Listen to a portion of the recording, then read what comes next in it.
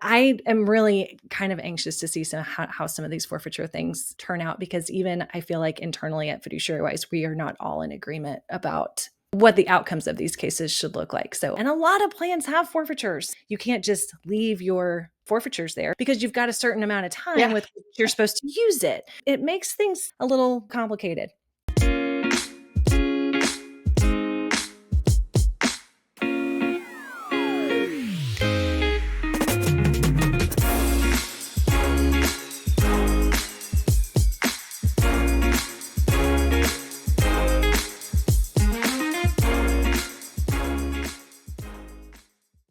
Welcome to the Wise Fiduciary Podcast. I am Marta Hurst, one of your hosts from Fiduciary Wise. Whether you're a thought leader, service provider, CEO, or decision maker, this podcast is for you. We break down best practices, the services and solutions available to you, discuss the latest topics, and shake up the industry norms. Join us as we explore, challenge, and navigate the future of fiduciary responsibility together. For this season, we've been doing skits to illustrate conversations we've had or do have on a regular basis, and then we break those down. Today, I will be playing the role of the plan sponsor. And I'm Kate McBride, and I will be playing Fiduciary Wise. All right, we are getting in costume here. To set the stage a little bit, I, Marta, the plan sponsor, will be I have reached out to Kate to schedule some time to discuss some concerns of mine. So we are dropping in on a ongoing conversation. So, all right, Kate, let's jump in. Lights, camera, action. Thanks for taking time to meet with me, Kate. I've been seeing a lot of plan sponsors hit with lawsuits over their retirement plans recently. Honestly, it's raised some red flags for us. Is this something we should be worried about? Well, you're not alone, Marta. There has been a significant uptick in ERISA litigation over the past few years.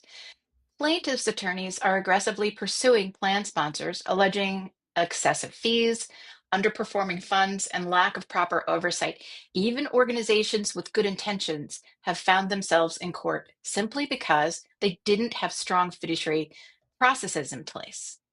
That's what's concerning. We think we're doing the right thing, but now I'm wondering if we've missed something. What exactly are these lawsuits claiming? Well, most commonly, they're alleging that the plan fiduciaries didn't monitor investment options diligently and failed to benchmark fees or allowed service providers to profit at the expense of plan participants, which is a huge no-no.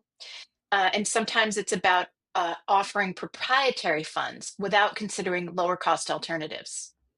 I know we do our review with you annually. Is that enough?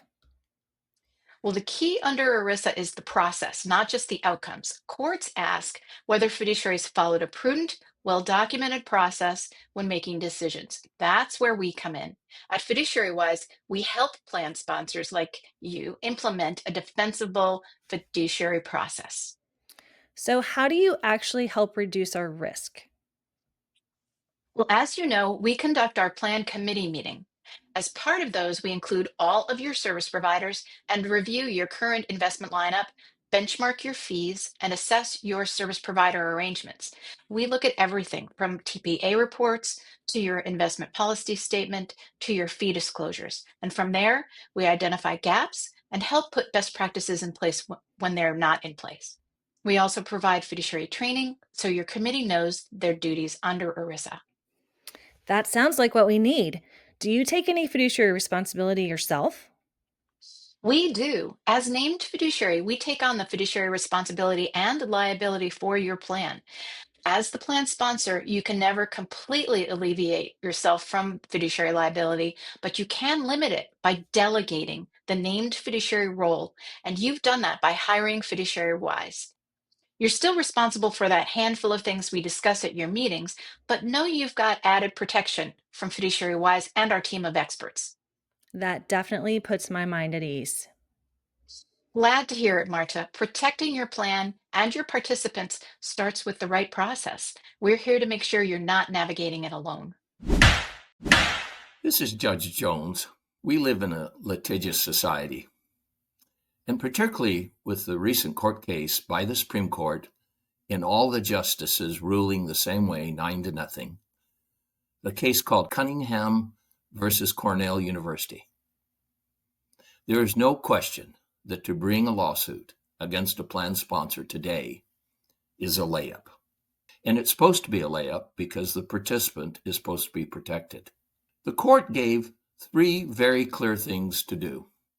Anytime you have an issue in a case, remember the 2 cardinal rules and stick to them exactly.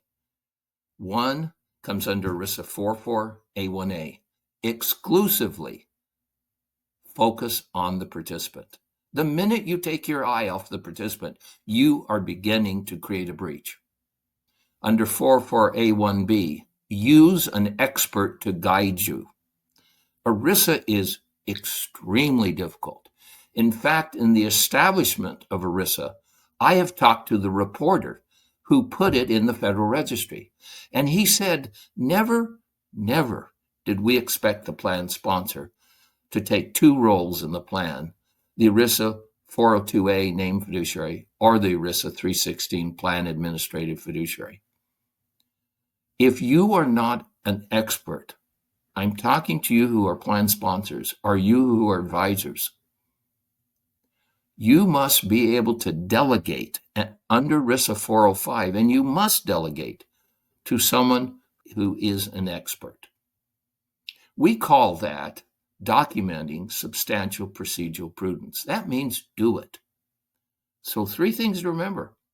Focus only on the participant and their beneficiaries. Number 2, if you're not an expert, get an expert. And number 3, just do it. Hey, I'm Isaac Wood with Fiduciary Wise. Did you know that over 92% of fiduciary risk can fall directly on the shoulders of you as the plan sponsor? ERISA's complex regulations make it easy to overlook key responsibilities, leaving you exposed to costly penalties or even legal action. At Fiduciary Wise, we help you mitigate that risk by acting as a named fiduciary, taking on the majority of those responsibilities. From managing investments to ensuring regulatory compliance, we handle the heavy lifting so that you don't have to. Our team is dedicated to protecting you and your employees, reducing your exposure to liability, and giving you peace of mind. When you partner with Fiduciary Wise, you can focus on running your business, knowing that your retirement plan is in safe hands. Let's talk about how we can help shield you from fiduciary risk. You can schedule a meeting today at fiduciarywise.com/scheduling. I feel like such a great actress when we say lights, camera, action and do our scene. It is fun. All right, my plan sponsor cardigan is hot, so I'm gonna get out of costume here. um, Okay. okay, so we talked about, and we've talked about in some prior episodes, the things we see most often in lawsuits, and a lot of it has to do with expenses, with investments either being too expensive or not performing as intended, or having conflicts of interest. Um, there's a number of things that could be out there, but those are kind of the things that I see most often. So I know we have talked about Cunningham versus Cornell in our last several episodes because it is so important to our industry and what is going on right now. Kate, why don't you give us a little summary of that so we keep that in mind as we're having this conversation? Okay. Well, the reason that we are talking, and so many other people are talking about the case of Cunningham versus Cornell University, it's a court case about a plan that went all the way to the Supreme Court, and the Supreme Court came back and said in mid-April that this this was such an important case that they were making recommendations. They don't always make a recommendation about what to do, but this case, there were opinions by several of the jurists, and the most impactful one, I think, is that what they basically did is lay out what does a plan sponsor have to do in order to comply with making sure that the plan is being run in the best interest of plan participants. And what they opined is that every time, and this is something that kind of just is like a giant earthquake, every time a plan sponsor hires a service provider, it's a prohibited transaction. So that's this fist.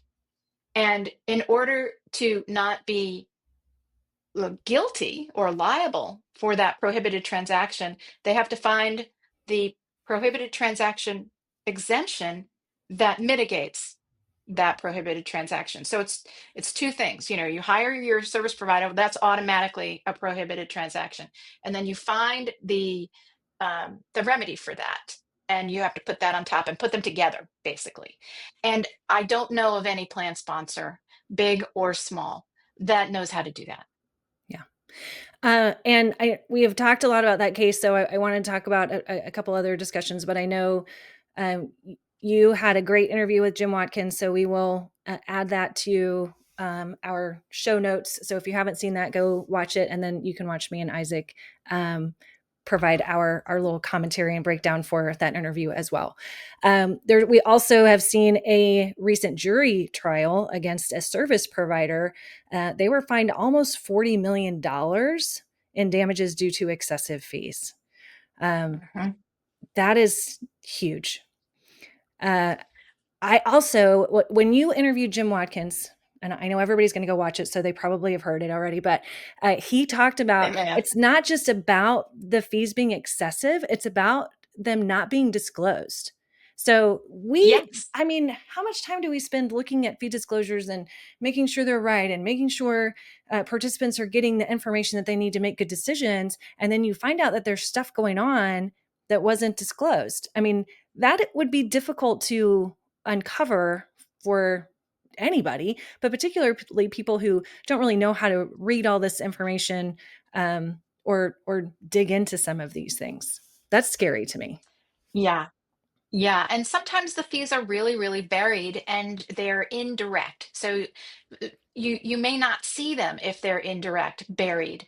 It is hard to suss them out. It's not, they're just very difficult to get a handle on all of the fees because of the way that it's worded in the Form 5500. You can look at some of these 5500 and get a handle on some of the fees, but the way some of them come out of investments and other things, they are indirect, and there are lots of issues with indirect fees. This is probably a topic for another podcast, but yeah, but here's the issue. The other issue is that this group was a $2 billion multiple employer defined contribution plan. $2 billion. Now, if you have a $2 billion plan, that plan's expenses per participant ought to be pretty reasonable, very I think so. reasonable for Yeah. the services that they're getting.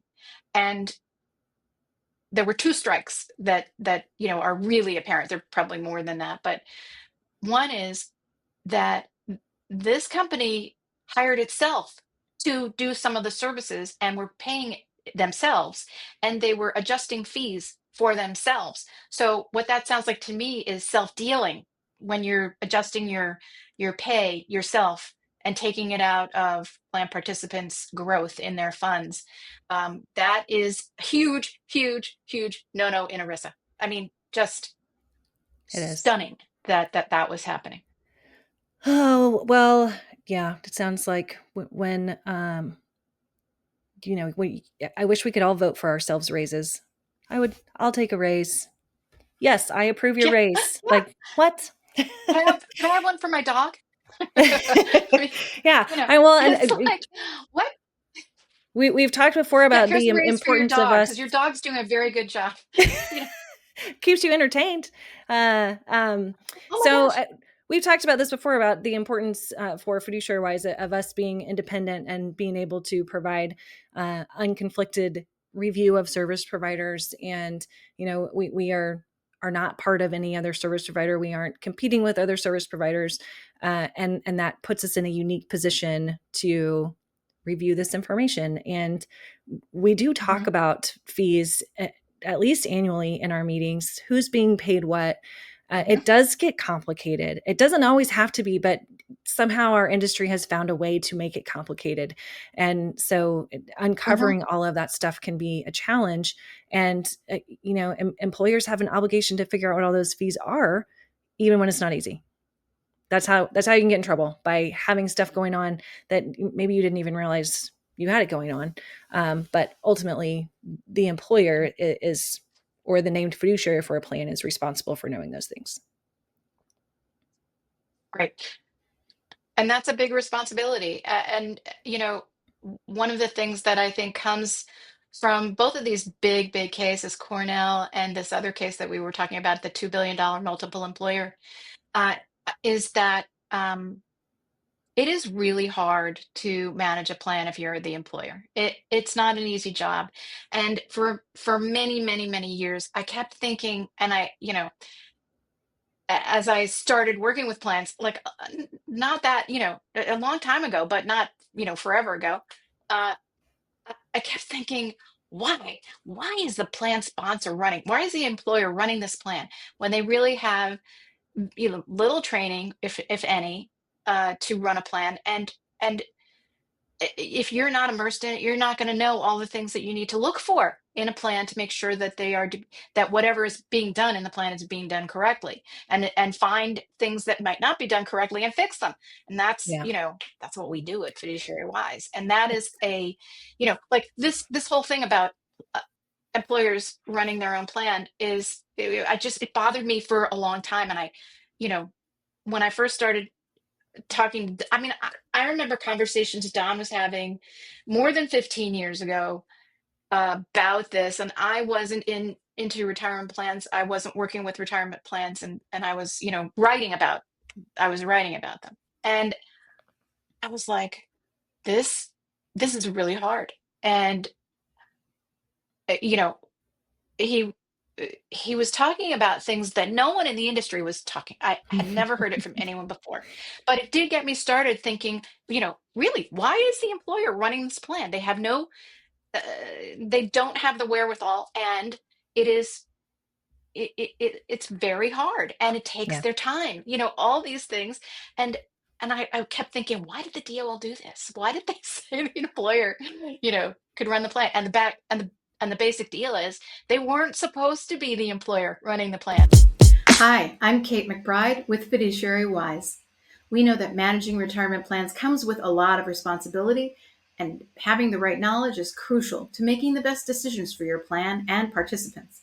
That's why at Fiduciary Wise, we don't just provide fiduciary services, we're committed to educating those who manage retirement plans through resources like the Fiduciary Wise Brief. Our program delivers expert insights to help you navigate the complexities of ERISA, compliance, and the fiduciary risk management. If you're finding value in what you're hearing in this podcast and want to take your understanding to the next level, let's continue the conversation. Reach out to us at fiduciarywise.com/scheduling and learn how we can support you with the knowledge and tools you need to confidently manage your plans. Well, let's talk about some other cases that are out there right now. We're also seeing a lot about forfeiture lawsuits, how employers are using Yeah. their forfeiture dollars, and participants feel like employers are not using them in the best interest of the plan participants. And I really have a challenge with a lot of these because the document outlines what you can do with forfeitures. So is there concern about how that decision is being made? So again, what we've started talking about in our meetings, how do you utilize those forfeitures? What is the process for deciding how to use those forfeitures to help document that thought process? I am really kind of anxious to see how some of these forfeiture things turn out, because even I feel like internally at Fiduciary Wise, we are not all in agreement about what the outcomes of these cases should look like. So I don't think it's the most important thing we've got going on in ERISA, but I do find it really fascinating. And a lot of plans have forfeitures. And so knowing the best way to deal with those, because the other thing is, while we're waiting on these cases, you can't just leave your forfeitures there until, well, let's just wait and see how this Right. works out, because you've got a certain amount of time Yeah. with which you're supposed to use it. So it makes things a little complicated. So we are helping Yeah. our, And our dicey. employers. Yeah. So we're helping our employers to kind of navigate that on our side the best we can with what we know for now. Um, uh, but I do find those lawsuits very interesting, and there are more and more popping up on a regular basis. Yeah, I noticed some of that last week. And it's so interesting because, of course, what is the safest thing that you can do with your forfeiture? So it's a What's the trick safest question. thing? Like if I you feel had like to, you're gonna. no, I mean, if you were imagining, Oh, the a safe safest thing, harbor for forfeitures, just what would your get safest thing be? to reallocate it to participants, and nobody does that. I wouldn't say nobody. Or pay expenses. I don't. Okay, so but I disagree, Kate, because if you are if you are a plan sponsor who is making a 4% of pay matching contribution, let's say, and you have forfeitures to do that, and you put it towards your 4%, how are the participants harmed by that? You weren't going to make more than 4% match anyway. And you using forfeiture didn't take anything away from what the participants would have received. Why is that harmful to the participant? Why is It that a better idea than seems paying plan expenses? Because plan expenses deducted from participant accounts. right, Oh, that's why. right. So you want to I pay. know. Yeah. It is it it could be thought of, as self-dealing. That's why I think.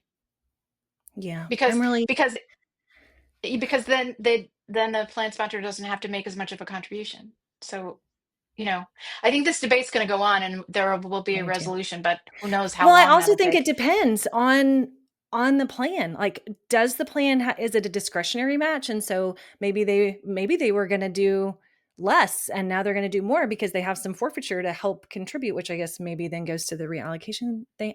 I don't know. I think it depends on the circumstances. And if you've got a plan, okay, so let's go back to if you deduct fees. If you have a plan, and if it's not, I mean, we work with a lot of mid-sized plans, so you've got a lot of money to the owner and the owner's family, and you deduct a fee from the plan, most of that's coming from the owner and the highly compensated accounts anyway. And Yeah, everybody knows in retirement plans, all participants are not created equal. We don't worry as much about highly compensated employees and what they can contribute and what fees they have. I mean, we're looking at the plan as a whole, but I'm just saying, if we're talking right. about, we think about what is in the best interest of the participant, and if the people who are making the decisions are also the ones who have the bulk of the fees coming out of their account, I don't know. Right. I'm just, I can Yeah. go both ways, depending on the day and what way the wind is blowing. So I'm This really is a really tough one. interested to It's see. very tough. You'd think it would be more, straightforward, but it's really not. And I think, it gosh, I don't know how long it's going to take for the courts to roll through these cases, but when we see these other court cases coming up, it's taking 6, 8, 10 years, for them to roll through and get a determination whether it'll go to the Right. highest courts or not. So, this this Yeah. discussion is going So to we go on can't for be a like, oh, long we'll just put this on time. hold. I mean, No. sometimes if you've got plans with a lot of turnover and and vesting associated with their match, then they might have a lot of money in forfeiture, and you can't just sit around and Uh, wait while we figure this out. So we no. have been making No. recommendations and documenting that. So that just another thing to be aware of Something to be as aware of. Yeah. if Yeah. you run a plan or you are helping somebody with a plan, those are I mentioned to somebody the other day the forfeiture lawsuit in the industry, and they were like, what forfeiture lawsuits? And I'm like, oh boy. I know. Oh Yeah. boy. So I know. anyway, they're I out there, know. they're happening all over the It'll be place. interesting. This will be interesting. For Yeah. sure. For Yeah. sure. It's a So little it's squishy. yeah. And we've kind of touched on the big things that happen that we're seeing in cases right now, and that those are things that Fiduciary Wise stays very close to. We love court cases here at Fiduciary Wise, and to dissect some of those. So I can see us having a special episode around forfeitures. I can see us doing some fiduciary training about forfeitures, not soon, but once some of all this stuff gets lined out, make sure everybody, Yeah. because Yeah. while I feel like most people in this industry know about these cases, there are lots of people who don't, because they don't actually look at.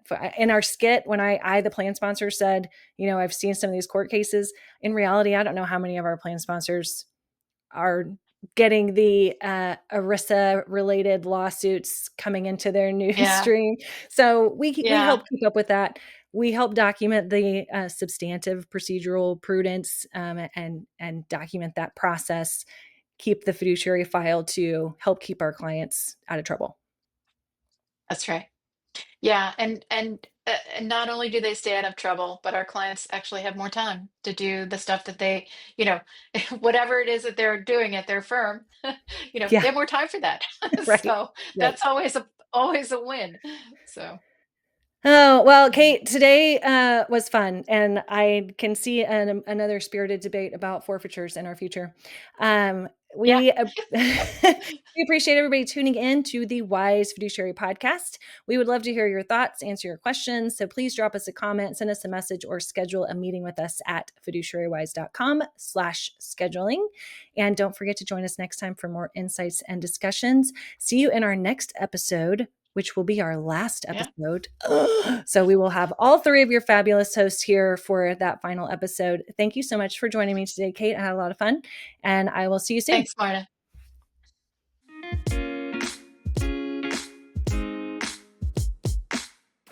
The Wise Fiduciary Podcast is a production of Fiduciary Wise LLC, where retirement plan expertise meets real-world insights. Hosted by Marta Hurst, Kate McBride, and Isaac Wood, this show is written and produced by the Fiduciary Wise team. Our executive producer is Haley Blank. This episode was written by Marta Hurst. The content of this podcast is for informational and educational purposes only and should not be construed as legal or investment advice.